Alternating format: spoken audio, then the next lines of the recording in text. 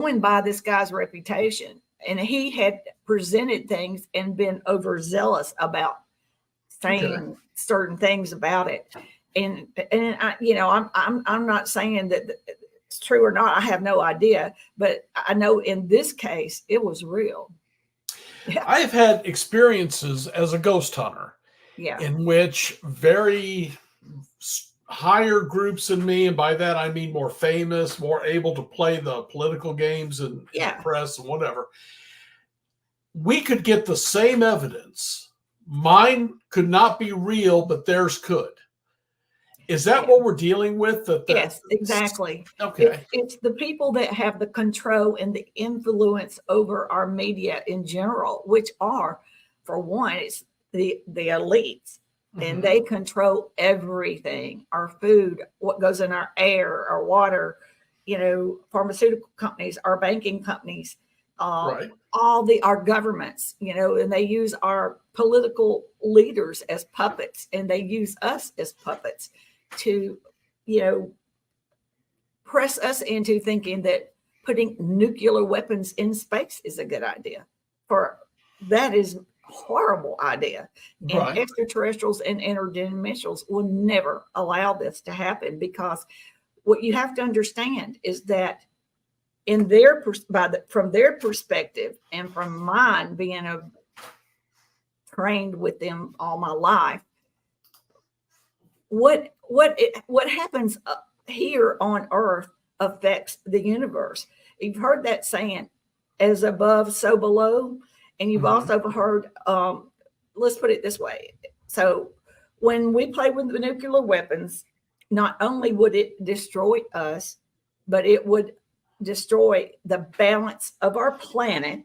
Okay, the balance of all nature, all living creatures, our ocean, seas, water, air, birds, plants, into everything, every living thing on our planet, which also ripples out into the universe and affects everything in the universe, including other planets, extraterrestrials, and interdimensionals, because we are all one.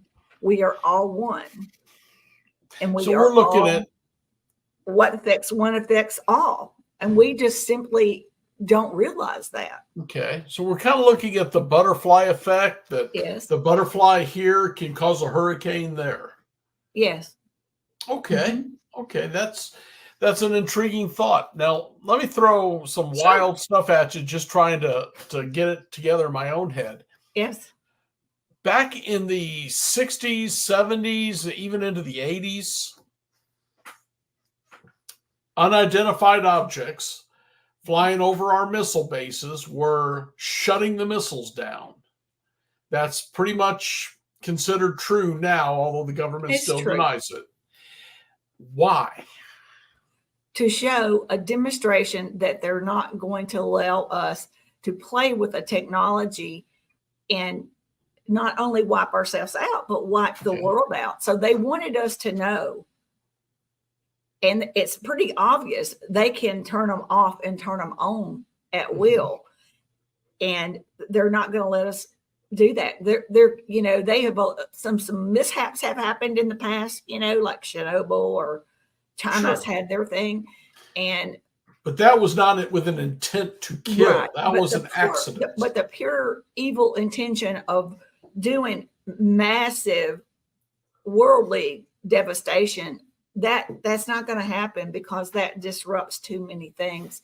And there's more things in this world than just a few leaders that can't agree on something. There's so many indigenous people still on our planet. And there's so many living creatures and even religious people that have no idea what kind of technology we are playing with. Why should they all be punished by two governments that can't get their heads together and know the right thing to do for the world and for humanity? So that's why they're doing that. When it comes to age, I'm really close. I'm pushing 61 very hard. So I understand that. My youngest granddaughter is staying with me tonight. She's right in the next room over. Oh, so nice. I understand. And honestly, it's almost a relief to think somebody is going to stop this from happening if it does go too far. Yeah. Now, keep in mind, I'm not saying that a minor mishap would not occur, because unfortunately, it might take that to wake the majority of humanity up. I don't know that that will happen. I don't see why it would, because what I see is we are waking up. Our world is changing. Our planet is going through an ascension herself. And everything around me that I see, people, you see the word frequency, vibration, consciousness everywhere. These are the keys to higher levels of consciousness. These are the keys to love, peace, and unity. This is where we will leave this third dimension where all these negative and evil warlike ways occur. When we get up into the higher dimensions, and these are not physical places, these are higher levels of consciousness, we will finally have the intelligence and the awareness to understand the world around us better and the consequences of these things. And with that sheer genius of intelligence, we will realize warlike ways no longer serve humanity. Negativity no longer serves humanity. And through time, and this won't happen overnight, through time and patience, we will become better human beings and learn to live in new ways and think. New ways of thinking and living is basically what will occur. And extraterrestrials and interdimensionals are not here to control us. They realize that we have been controlled and manipulated for decades.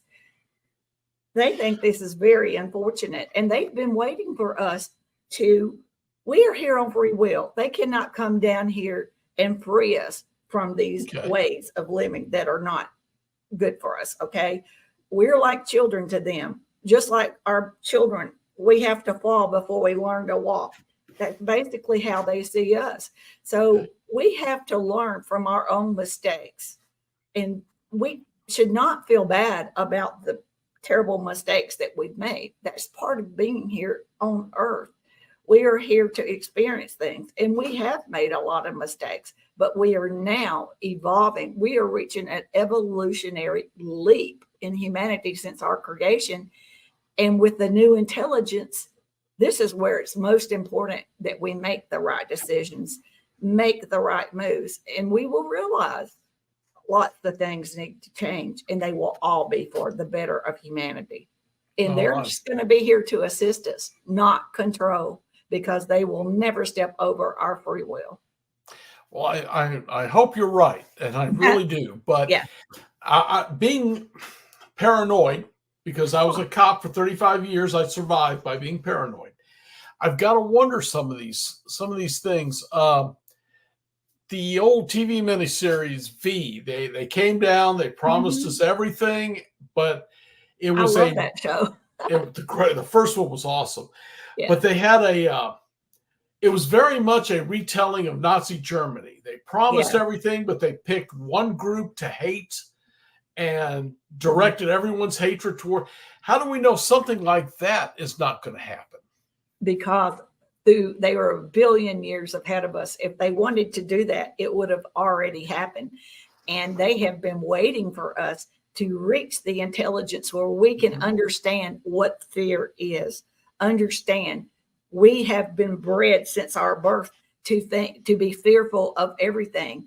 We are born in an age of negativity, and we question everything, and we see all the bad things that we've done to creatures on our planet, and we assume we will be treated the same way.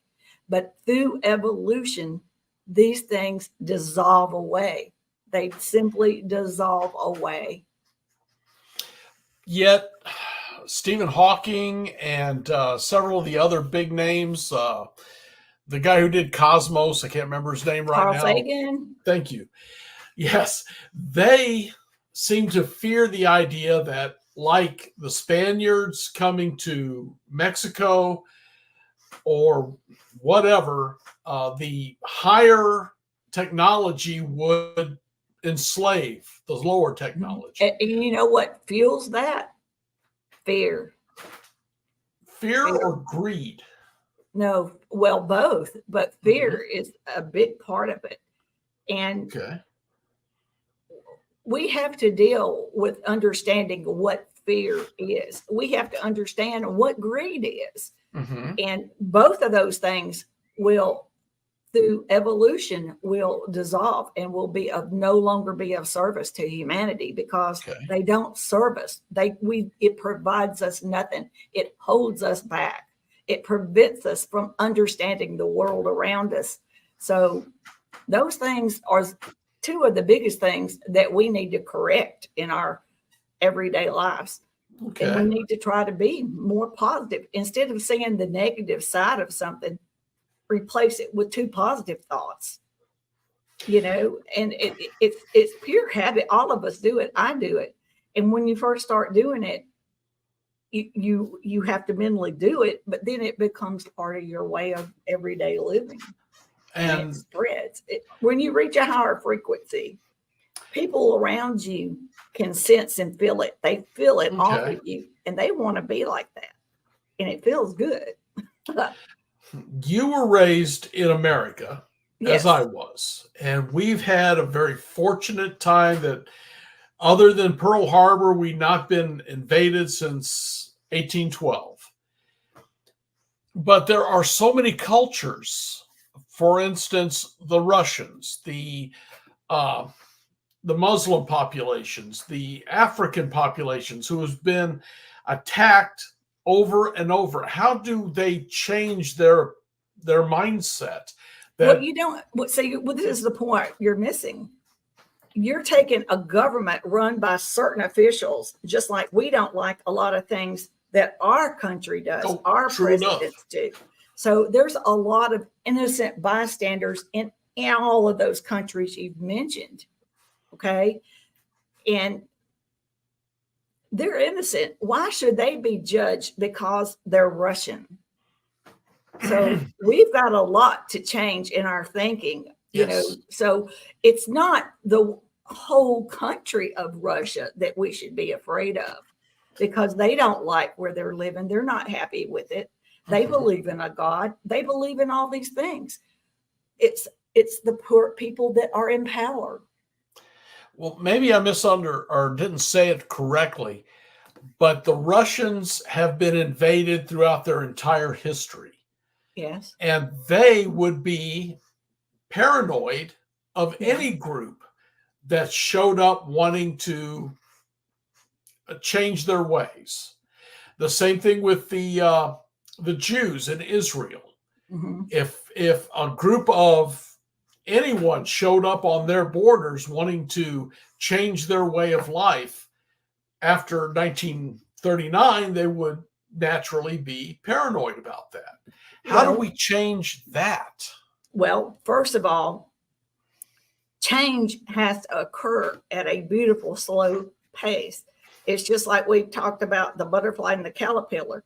The caterpillar starts off in a cocoon, and it slowly has to eat its way out, Okay. and fight to get out. And in the process, it's learning how to rationalize being in a situation and needing to get out, and it's building muscle, it's building intelligence. So it's kind of the same thing. We are learning at a slow pace, and the way interdimensionals and extraterrestrials look at us, they're not going to jump in here like we would jumping into a country trying to change or fix things. They do it quite differently. It's Okay. done in a very slow pace so that everybody is involved, everyone feels a part of it, and it's not like night and day. It's so slow that you don't even realize by the time you get to the end of it, you won't even realize it. It will have seemed like we've always lived this way. And that's what us going from 3D to 4D to 5D will be like. It's just like our Okay. creation. It's done in a process that it is is intelligently absorbed and not going to have people running around with guns and machines and machetes acting like humans. Okay. Yeah. Yeah, I understand that, and I think you're right. I would love to see that.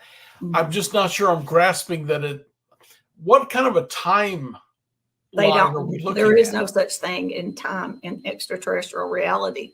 So there's no humanizing anything about this phenomena. This phenomena is worldwide, and it's not Okay. about me, and it's not about the United States. And to them, there is no such thing as time, and they would like it to be sooner than later. But a lot of it has to do with humanity, our whole planet, and us, gradually. And we are reaching higher consciousness. Not everybody will get there at the same place. We're all here on different spiritual paths, Okay. and we're all here for different experiences and reasons. So it's going to be different from everybody, but eventually it will be worldwide. It will spread, but not all at the same time. Okay. Nancy, I like what you're saying, but having been through a firefight or two in my life, it's hard to break that paranoia. Mm-hmm. So this is going to take some time for me, and I'm sure it will take time for anyone. Yeah. And the idea that we're not getting an idea, okay, it's going to take 100 years, or it's going to take 20 years, or there's going to be a massive show to No, see, drag you in. they're not here to impress anyone. Okay. They're not. That's not what they do. They Okay. are at best pure love, pure. And that's just not how they do things. It's Okay. up to us to get ourselves to the point of understanding they are not gods, which I think Okay. most of us realize now. They are Yes. not gods. They are not angels. And I don't, but there was a time that human beings used to think things like that. For example, if we went back into the biblical days, in the Bible how it talks about the shiny ones. Mm-hmm. Okay.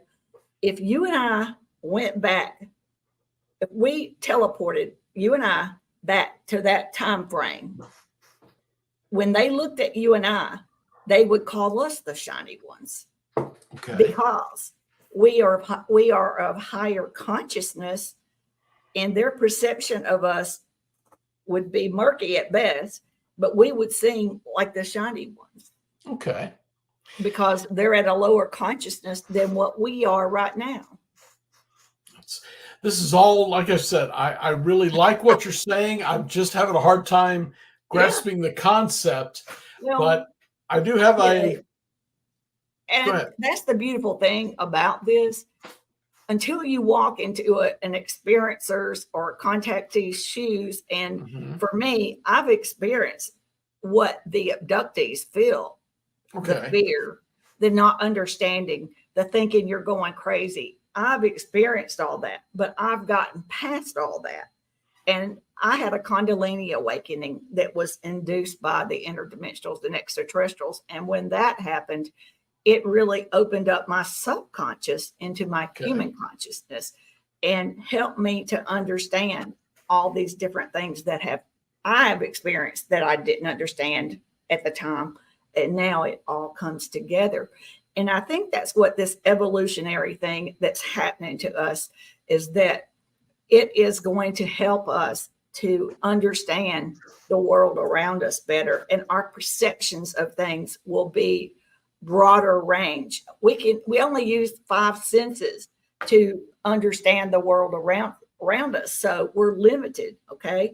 But as we progress, the paranormal and extraterrestrials will be more visible in everybody's eyesight. And none of those things are hiding from us at this point. We simply can't see it with our closed minds, and also in our 3D world, our ability to see. We cannot see certain things. And as we become more aware, it opens up more of these things, and we see and understand more. And we lose more of the fear, the more of the part of the not understanding. It's like a bridge is opening over to help guide us into this understanding. Okay. Well, Nancy, there's so much we would need to hit, but I have to step away for just a second. Okay. Would you hold on, and I will be right back. All right. Thank you. All right. My friends, there is so much to talk about on this, and I know we're not going to get through this tonight because there's just so many different avenues we need to explore. But speaking of exploring, I need you to check out a couple things here, and I will be right back with Nancy. The Unx Network presents a health and wellness spiritually based brand of hemp-derived CBD products made by Hopewell Farm in Harrogate, Tennessee. We apply our Kathara energy work with all of our plants and products. Our products made in small batches with only 2 ingredients of pure hemp, full spectrum crude oil, and coconut-derived MCT oil. Third-party lab tested for potency and legal THC levels with 6 strengths of 1 ounce oil to choose from. Know what you're buying and get what you pay for from Hopewell Farm. Applied directly to a specific area, Hopewell Farm topical salve in 1 ounce and ½ ounce sizes made with pure hemp crude oil, comfrey extract, and all natural ingredients. Find the Hopewell Farm link and coupon code on the Unx Network website at unxnetwork.com. That's unxnetwork.com.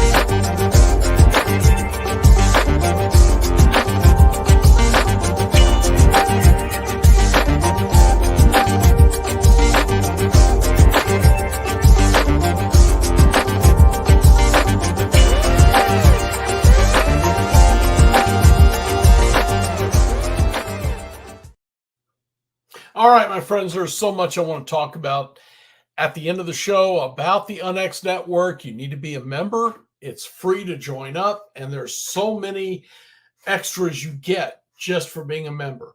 But right now, I want to go back to Nancy Thames, okay, because I am really intrigued by her ideas, and I'm really hoping she's correct. All right, Nancy, and I'm sorry, how did I pronounce your name wrong again? It's like the Thames River in England. Thames. Okay, there's 5 vowels. I've hit 3 of them so far, not the right one yet. Okay, so Nancy, Roswell, did that happen, and was it alien and made? I was not there, Okay. but I feel confident that it was real. I don't ask questions like that. Okay. But I do feel it's real. And the reason why I feel it's real is because when I look at certain things. And one of the extraterrestrials that I am very familiar with and have love and are the Greys. You know, they are a very, very misunderstood race. There's over 60 different races within the Greys. They do not call themselves Greys, and they are of different colors, different heights, and different facial features, but very, very similar in facial features too. But I feel it is because that particular race were explorers. They had no intention of crashing here, and it was by sheer freak accident. It was a electrical storm, and they got caught up in the middle of it. And from what I believe is there was more than one craft involved, and they crashed at there was at least two, possibly three, and they didn't crash at the same spots. They landed in different areas, but the Roswell one is the one that everybody knows about. Right. I recently interviewed a guy who wrote a book after talking to the people involved. It was called the Mojave Incident. And his story, or their story, is they went out camping in the Mojave Desert, saw the big light. There was little creatures all around them, took them in against their will. What they called angelic being, a human form, came down and it scared the little ones. They were convinced aliens are actually angels and demons. How would you classify that? They're not either one. There is an angelic realm, but there's also a interplanetary realm, which are the extraterrestrials and interdimensionals. And interdimensionals and extraterrestrials live very, very long lives in comparison to human beings. So the human experience is very, very short. And so all of us, our souls and our consciousness, once we leave our human vessel, it goes up goes back to source, so to speak, goes back to original source. So if you are a interplanetary incarnate or soul, you go back there. Or if you're a angelic soul, you go back there. Or if you're an earthbound soul, then, you know, a lot of people you hear say they keep coming back or whatever, but there's different concepts on that, but they're not the same. The folks had said that the little ones, the ones that they perceived as evil, showed them in their minds pictures of their children and was threatening their children if they did not cooperate. Is these aliens then, or is the demonic a separate incident, or was this all some kind of test? Well, I was not there, but I do know that extraterrestrials are not evil and they are not warlike. And I also know that the government has their own version of abductions that they've done throughout time, and especially in those type areas in the you know, around military installations out in the Midwest. And I know that they have done these things. And the reason I know is because there's too many stories about it. And also, when I was living in Australia, I had an attempt on me, and I was living up on Mount Me, and I was taken. And when I came conscious, I was on a craft or in a facility. I don't really know, to be honest. I was on a gurney type bed, and I looked around, and there were humans and graves all around. And they, for whatever reason, when I was conscious, realized that I didn't need to be there because I belong to the interdimensionals. I have a bond with them. And they were saying, send her back, take her back now. And they loaded me up, and then through a process of like this, a process which is hard to explain. But anyway, long story short, they sent me back. And then when I woke up in my bed, I was just like, oh my gosh, who were those? Because that was not the Grays and not what I have been around, because I know when extraterrestrials are coming. Humans are, everybody on the planet, every living creature has a frequency. Okay. So I know before they are even get to me that they are coming. I feel the frequency change in my body. Now, whether they are telepathically doing this with me, or if I just know because I'm in tune with them, I don't really know how it happens. But I do know that an extraterrestrial, for me, when I told you about earlier that I had to deal with fear at times myself, and it wasn't what they look like, it was the frequency exchange, because they're of such a higher frequency. And when you feel that, your brain does not know what to do with this. It is a feeling like you've never felt before in your life. And that's where you automatically, your brain goes back into that predator, like from when we were first put on this planet and we were like cavemen and everything around us was considered a predator. So you get that flight or fight type feeling in your head. And I had to learn to deal with that myself. But so I don't know. I think a lot of this is because simply of our just lack of understanding, and what we've been programmed to think makes us have these. I also know this: when you're with an extraterrestrial, if you are very fearful, or if you are very anxiety, they are telepathic. Everything that you feel, they can feel. Okay. And they feel it. It feels tenfold to them what we are feeling. These are not feelings that they have in their reality. These are not feelings that they understand or even enjoy feeling themselves. So they will always, when they sense the fear or the anxiety, they will simply put you in a vegetative type state where you're fully functional.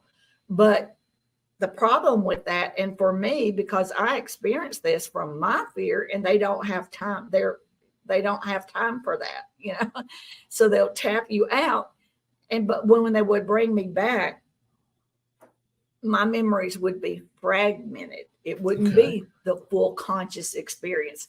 So our human brain tries to fill in these blanks, of this missing time, fragmented bits and pieces that our brain can't pull it all together. So it puts in what it thinks is necessary at the time for us to mentally understand and get through the experience. Okay. Yeah. All right, Nancy. And again, no insult, no. Why you? Why was you given this information? Well, when I was in my late 20s, early 30s, I was on a vacation. And I was in one bed with my ex-husband, and my children were in another bed. I have 2 sons. And I felt the extraterrestrials were coming. So I raised up and looked, and then they materialized in front of me. And there were 3 Greys. And these were not the ones that come from me. I have the same 3 that always come from me. And one is a female that I'm bonded to, and I love her dearly. These 3 were different. And when I raised up, one approached me and pressed me down and said, "This is not about you." And so I went down, but I was fully conscious awake. And he put me in a sleep paralysis. I could not move and I could not speak. And then I witnessed my two sons being taken for the first time. Was that terrifying? Very, Yeah, I'm very sure. terrifying for a number of reasons. I could not move. I could not speak. I had no control of what was going on. Okay. And at the time, it was terrible. I now understand the whole process and what it all meant and that it served a higher purpose. But at the time, I did not. So that's part of the reason why I say over time, we come to a better understanding with our spiritual growth and our higher level of consciousness that we achieve with getting older and just knowledge from my experiences. But anyway, so when that happened, I was devastated. So when I watched my children leave, they released me from that, but I fell asleep. And the next morning I woke up and they were fine. So at the time, I tried to talk about it with my ex-husband. He didn't want me to mention any of it to the children or anything like that because he didn't have any, he wasn't aware of anything going on. So anyway, when I got back home, I meditated and asked for them to come and explain to me why this was happening to me, what was the purpose of it, why my children, what does this mean, et cetera, et cetera.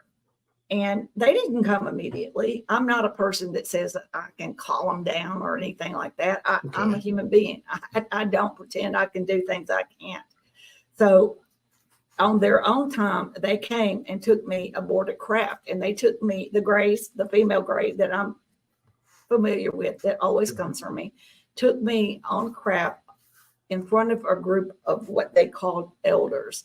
And the elders were these interdimensionals of all different races and different heights, and none of them looked alike. And I asked them, why is this happening to me? And they told me that I had made an agreement in my past life or prior to coming to being a human being, that I had agreed to come and have the human experience at this particular time for humanity, to help them to understand this evolutionary leap that they will be going through, and to help them to understand misinformation, and to help them to understand that they will be here to assist and to help. And that was pretty much all they told me at the time. They told me that they would be coming more as I aged and would help me to recall these things. So I didn't believe them at the time. So they opened up a vision, and the vision was with this blue crystal thing. And they opened the vision, and I saw myself as an interdimensional making a choice to come here, and then them walking me through, going into my human mother, and my essence going into a fetus. And they told me through that process that I would not remember any of this when I became of age. I would not remember any of this, but they would be visiting me throughout my life to help me to understand and remember. And that is exactly what has happened to me. So I do know I was an interdimensional being before, and I made a choice to come here, and so were my children. And we are all here together to support and help each other, because the human experience is very, very hard. No, I can't deny that. Yes.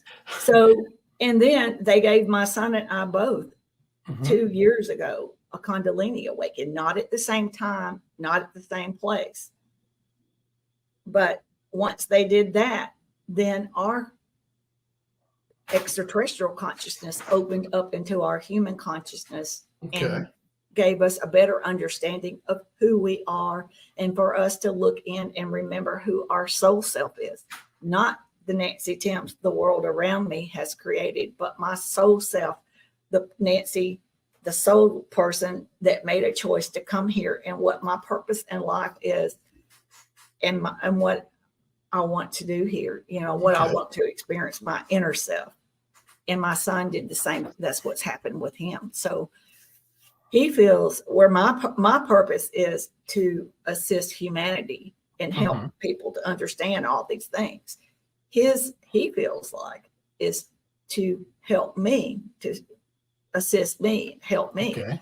But I also know that he's younger than me by 20 something years. So, he's going to be around longer. So I think he's got other purposes, which are probably in communication with computers, quantum computers, and through higher means of communication with the cosmic realms that we don't even have right now or even understand. Because one thing that I want you to understand is that technology to us here as human beings, I'm talking to you through my laptop. You're talking to me through your computer. Our technology is a physical thing we carry around in tow. And with the interdimensionals and extraterrestrials, their higher consciousness is their technology. There is no technology outside of their higher consciousness. They can manifest, travel, do anything. And this is why we cannot fly their craft. Their craft are living conscious beings. Their consciousness, their pilot is consciousness connects with the craft's consciousness. He thinks a destination and bam, they go. And they are not AI. Okay. They are biological beings, but they have evolved, and there is no outside technology like we have. And they do not travel on fuels or propulsion or any of the things that humans do. Our physics does not apply. Our rational thinking and all of our thinking, there is no humanizing interdimensionals or extraterrestrials at all. Nancy, do you think mankind is ready for this, and will they destroy themselves rather than accept it? I don't think so. I've seen many, many visions, and everything I've seen is beautiful and good. It's not something that's going to happen overnight. And it can't happen overnight. It would be too much. It would be detrimental to the human race. It has to be done in the process that they're doing it. They are 1 billion years ahead of us. We are not the first beings that they have witnessed and watched grow through this evolutionary leap. There are many galaxies, many universes that we don't even know about, but they're out there. Our solar system and our skies are teeming with extraterrestrial life. We simply cannot see it. We are just on the very threshold of understanding our universe and the world around us. There is life going on all around us. There could be a craft in this room with me. There could be an extraterrestrial craft in that room with you. Just because we can't see it doesn't mean it's not there. Dimensions are not physical places, kind of like onion layers. There's like layers and layers all around us. We just can't see it. And its higher consciousness is the key to where we learn all these things and we understand. And when I was in Mexico, they took me out in the woods and took their hands like this, and they said, everything is alive. Everything is alive. And then when they did that, it was like the forest opened up. Trees were communicating, plants were communicating, flowers and everything. Everything was communicating with each other. And a tree was laughing at me. And I said, why is this tree laughing at me? He said, he's not laughing at you. He's laughing at human beings or humanity. And I was like, why? He said, because you breathe the air they produce. You eat fruit off of their tree.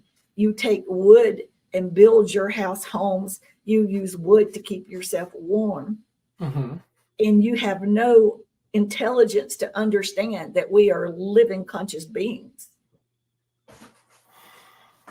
So basically, our planet Earth is a living conscious being. Everything on our planet, including insects, are living conscious beings. It's not the same consciousness that we have, but they are all living conscious beings. And our planet and our Earth has been waiting for us to reach this evolutionary step of understanding our connections with nature, our connections with our planet, our connection with all things around it. And that's why you hear that saying, as above, so below, because we are all one and we are all connected. And we have to remember these things. We have to remember our connections. And that doesn't mean that we're supposed to all be vegetarians or we're supposed to all be this, that, and the other. Everything that we ever needed was put here when we were created to sustain us throughout our lives. But because of our lower consciousness, we were taken advantage of and made to believe certain things, controlled and manipulated into certain things. Our air, our water, everything has toxins in it. Interdimensionals and extraterrestrials would not touch our water or our food. It's too many toxins in it. But these things were done intentional by these elite powers that have been controlling us for decades. And that is a way that they maintain our population and keep it down. And that's the way that they manipulate us and operate us to suit their agenda, which is a slave to, we've never been free. We've been a slave to a system where we work. We die before we even, we're unhealthy and die before we can enjoy retirement. These things are not the way it was intended for us to be. And these are things that we can change. And this is what interdimensionals and extraterrestrials have watched us. But they couldn't come down here and fix it. We have to get to this intellectual level and realize these things. And then they will assist us. They will not fix it totally. We have to do our part. Of course. Nancy, I appreciate you coming on. We're running really low on time, but I would like to get you back sometime because there's more I'd like to hit you up on the elites, on my experiences in ghost hunting and what that means. There's so much more I want to pick your brain about. Ghost. What's that? I've seen a ghost. Okay. So we can talk that stuff. I've also seen Bigfoot one time. Yeah, we've got a lot more to talk about. So I'm going to ask you to come back soon. I'd love to. Right now, Nancy, I've got to go. So take care. We'll talk to you again real soon, okay? All right. Thank you. Thanks, Nancy. It's been great talking with you. Okay. All right, my friends, so much information was just put out here. And I'm just going to let you go and think on that. And we're going to bring Nancy back soon because that was intriguing. But I do want to remind you, joining up with the UNX Network, unxnetwork.com. It's free. You get the magazine, you get the newsletter, the blog, all free. And then there's also the XCon coming up in a haunted hotel. Some of these people you see talking on this network will be there. I will be there. So many others will be there talking about the same thing, but in a more personal time. And you can talk back. We can share information. So I want you guys to keep this in mind. Join up again. Like I said, there's so much going on, so much in this world that you really got to stop and think about it. And speaking of stop, I guess I need to go now because there's time for another show. You all take care. Have a great week. And above all, stay spooked. Good night.